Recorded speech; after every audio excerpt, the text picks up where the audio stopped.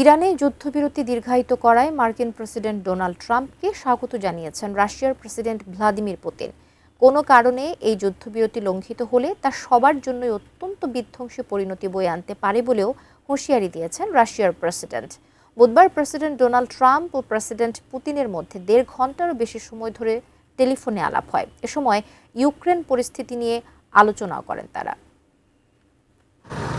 ইরানে যুক্তরাষ্ট্র ও ইসরায়েলের যুদ্ধ এবং ইউক্রেনের রুশ বাহিনীর চলমান সামরিক অভিযান ইস্যুতে বুধবার টেলিফোনে কথা বলেন মার্কিন প্রেসিডেন্ট ডোনাল্ড ট্রাম্প এবং রাশিয়ার প্রেসিডেন্ট ভ্লাদিমির পুতিন। এ সময় ইরানে যুদ্ধবিরতি দীর্ঘায়িত করায় প্রেসিডেন্ট ট্রাম্পকে স্বাগত জানান প্রেসিডেন্ট পুতিন। বলেন, যুক্তরাষ্ট্র এবং ইসরায়েল যুদ্ধবিরতি ভেঙে ইরানে আবারও সামরিক অভিযান শুরু করলে তা পুরো আন্তর্জাতিক সম্প্রদায়ের জন্য মারাত্মক বিধ্বংসী পরিণতি বয়ে আনবে। যুক্তরাষ্ট্র শান্তিপূর্ণ উপায়ে ইরানের সঙ্গে দ্বন্দ্ব নিরসনে কাজ করতে চাইলে সব রকম কূটনৈতিক সহায়তারও প্রতিশ্রুতি দেন পুতিন।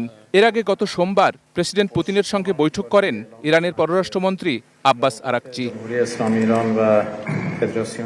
এই উচ্চ পর্যায়ের যোগাযোগকে চলমান আন্তর্জাতিক সংকট নিরসনের কূটনৈতিক প্রচেষ্টার অংশ হিসেবে দেখছেন বিশ্লেষকরা। ফোনালাপ প্রসঙ্গে মার্কিন প্রেসিডেন্ট ডোনাল্ড ট্রাম্প সাংবাদিকদের বলেন, সম্ভাব্য পরমাণু চুক্তির অংশ হিসেবে ইরানের সমৃদ্ধ ইউরেনিয়াম সামলাতে রুশ প্রেসিডেন্ট যুক্তরাষ্ট্রকে সহায়তার প্রস্তাব দিয়েছেন।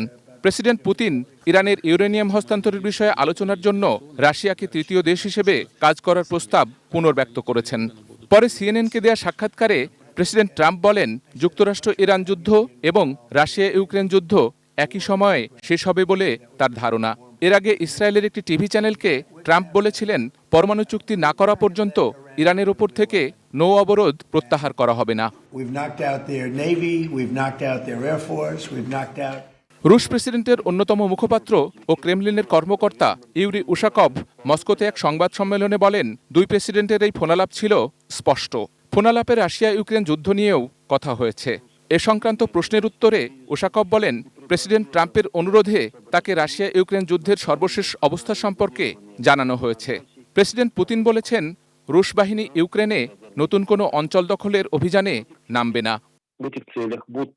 Sheikh Abdus Salam, desk report, ATN news.